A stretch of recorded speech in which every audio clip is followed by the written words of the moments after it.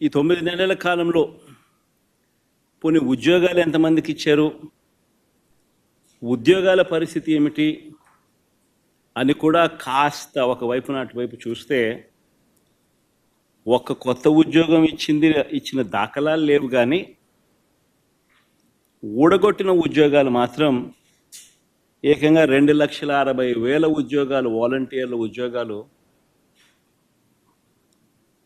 పూర్తిగా తీసేశాడు. 18,000 మంది బ్రేవరీస్ కార్పొరేషన్లో 18,000 మంది వాళ్ళ ఉద్యోగాలు పాయే. 2,60,000 మంది వాలంటీర్ల ఉద్యోగాలు పాయే. బ్రేవరీస్ కార్పొరేషన్లో మరో 18,000 ఉద్యోగాలు పాయే. ఫైబర్ నెట్, ఏపీఎండిసి, ఫీల్డ్ అసిస్టెంట్లు, వైద్య ఆరోగ్య శాఖ, ఇలా ఆయా విభాగాలలో వేల సంఖ్యలో ఉద్యోగాలు పూర్తిగా తీసేశారు. ఇవన్నీ ఒక ఎత్తున గ్రామ వార్డు సచివాలయాలలో సైతం పనిచేస్తూ ఉన్న ఉద్యోగస్తులను కూడా, వారిని కూడా సచివాలయాల నుంచి వాళ్ళందరినీ కూడా డిస్లొకేట్ చేసి గవర్నమెంట్ రంగంలో మిగతా డిపార్ట్మెంట్లలో ఎక్కడైనా వేకెన్సీస్ ఉంటే అక్కడ వాళ్ళని సరిదేసే కార్యక్రమం మొదలెట్టాడు. సో ఆ ఇచ్చే ఉద్యోగాలు కూడా పూర్తిగా కుదించే కార్యక్రమం. వాలంటీర్లనైతే ఎలా మోసం చేశాడో మనం అంతా చూసాం. ఎన్నికలకు ముందు వాలంటీర్లకు 10,000 జీతం అన్నాడు. 10,000 బాయ, వాలంటీర్ ఉద్యోగం ఉన్నది బాయ.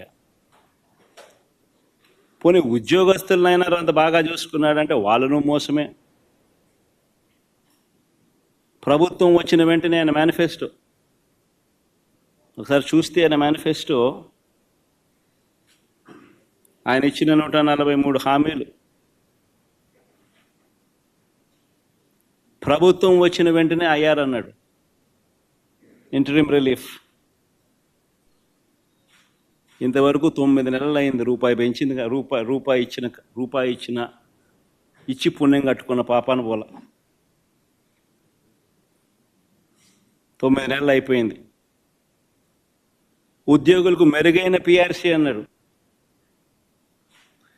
ఉన్న పిఆర్సీ చైర్మన్ బలవంతంగా రాజీనామా చేయించారు. కొత్త పిఆర్సీని ఇంతవరకు ఇలా ఐఆర్ ఇవ్వాల. 1వ తేదీనే జీతం అన్నాడు. 9 నెలల కాలంలో ఒకే ఒక నెల ఇచ్చాడు. మిగతా 8 నెలల్లో నెలలో 1వ తారీఖున జీతాలు ఇచ్చాడు చంద్రబాబు గారు. చెప్పండి.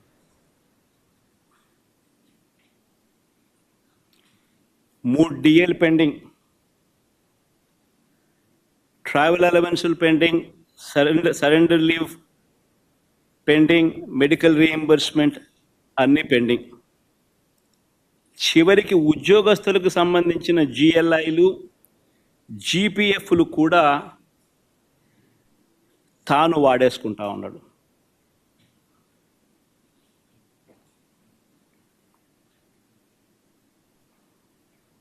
ఈరోజు రాష్ట్రంలో పరిస్థితి ఇది. విధ్వంసం, ఆర్థిక విధ్వంసం అంటే ఇది. మరోవైపున ఆంధ్ర రాష్ట్రాన్ని సుస్థిర రాష్ట్రంగా మార్చేందుకు, ఆంధ్ర రాష్ట్రం పొటెన్షియల్ను పెంచేందుకు ఒక విజన్తో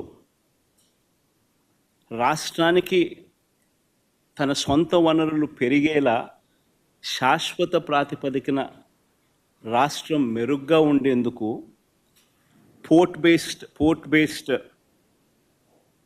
ఇండస్ట్రియలైజేషన్ తీసుకొచ్చే క్రమంలో భాగంగా ఆంధ్ర రాష్ట్రం ఎప్పుడూ చూడని విధంగా మా హయాంలో, అంటే వైఎస్ఆర్సీపీ హయాంలో, ఏకంగా 4 పోర్ట్లను కట్టడం మా హయాంలో జరిగింది. Mulapeta port, Machilipatnam port, Ramayapatnam port, ఈ 3 గవర్నమెంట్ రంగంలో కట్టడం మొదలుపెట్టాం. ఇందులో దాదాపుగా రామాయపట్నం పోర్టు అయితే దాదాపుగా 75-80% దాదాపుగా అయిపోయిన పోర్టు ఇప్పటికే. అప్పట్లోనే నాతోనే ఎలక్షన్ కోడ్ రాకపోయిందంటే మొదటి షిప్ను కూడా రామాయపట్నం పోర్టులోకి తీసుకొచ్చేవాళ్ళం. మూలపేట, మచిలీపట్నం మచిలీపట్నం దగ్గర కడతా ఉన్న పోర్టులు కూడా చాలా వేగంగా జరుగుతూ ఉన్నాయి. దాదాపుగా 35-40% పనులు 2 చోట్ల కూడా వేగవంతంగా కూడా అయిపోయిన పరిస్థితులు. 10 ఫిషింగ్ హార్బర్లు నిర్మించే కార్యక్రమాలు కూడా వేగంగా జరుగుతూ ఉన్నాయి.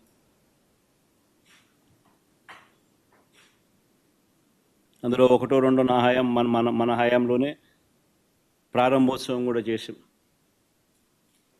ఇంకొకటి మన హయాంలో పూర్తయింది, ఎలక్షన్ కోడ్ వల్ల మనం చేయలేకపోయినాం. మొన్న ఏదో వీడియో కాన్ఫరెన్సింగ్ ద్వారా మొన్న ఏదో మోడీ గారితో ఏదో ఓపెనింగ్ చేయడం కూడా జరిగింది. భవిష్యత్తులో వీటి విలువ కొన్ని లక్షల కోట్లు.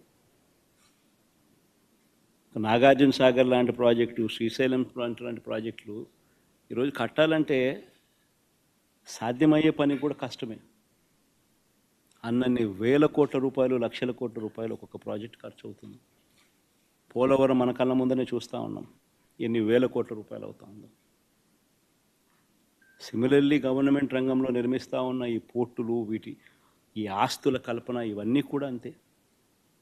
రాబోయే తరాలకు రాష్ట్రంలో సొంత రాబడి పెరగాలి అని అంటే ఇటువంటి ఆస్తులు రాష్ట్ర ప్రభుత్వం చేతిలో ఉంటే రాష్ట్రానికి సంబంధించిన సొంతం వనరులు పెరిగే పరిస్థితి. ఇలాంటివి స్కాములు చేస్తూ అమ్మకానికి పెట్టారు.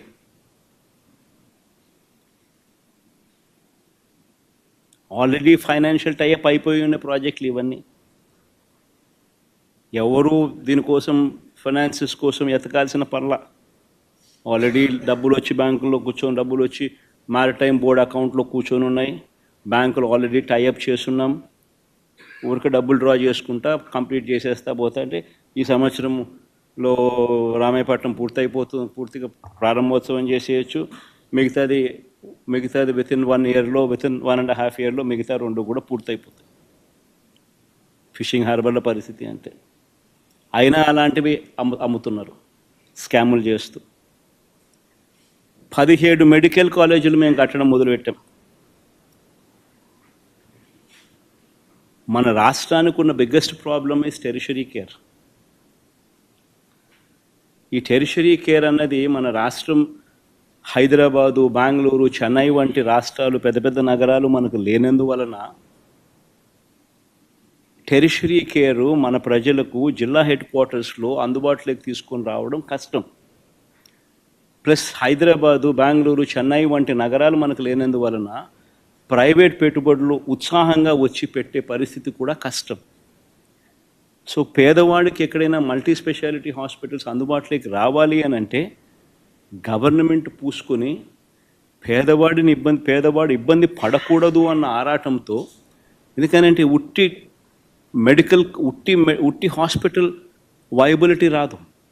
హాస్పిటల్కు teaching, if it is made as a teaching hospital, medical కాలేజ్తో ఆ హాస్పిటల్ అనుసంధానం అయితే పీజీ సీట్స్ వస్తాయి, పోస్ట్ గ్రాడ్యుయేట్ చిల్డ్రన్ అందుబాటులోకి వస్తారు, డాక్టర్లు చదువుతూ ఉన్న వాళ్ళు అందుబాటులోకి వస్తారు, నర్సులు చదువుతూ ఉన్న వాళ్ళు అందుబాటులోకి వస్తారు, వాళ్ళందరూ అక్కడ ఇంటర్న్షిప్ చేస్తారు, హాస్పిటల్ ఖర్చులు తగ్గుతాయి, సూపర్ స్పెషాలిటీ హాస్పిటల్స్కి సంబంధించిన ప్రొఫెసర్లు అందుబాటులో ఉంటారు.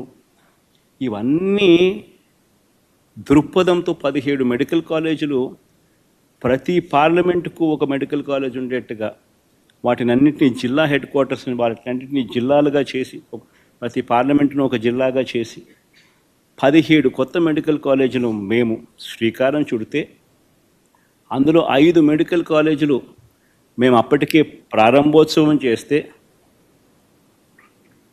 మరో 5 మెడికల్ కాలేజీలు ఈ సంవత్సరమే క్లాసులకు పూర్తి చేసే కార్యక్రమం జరిగితే మిగతా వాటి పనులు కూడా శరవేగంగా ముందుకు వెళ్తూ ఉన్న క్రమంలో ఇప్పుడు ఏం చేస్తూ ఉన్నారు? స్కాములు చేస్తూ ఆ మెడికల్ కాలేజీలో తమ వాళ్లకు అమ్మేయడానికి ప్రభుత్వం సిద్ధపడింది.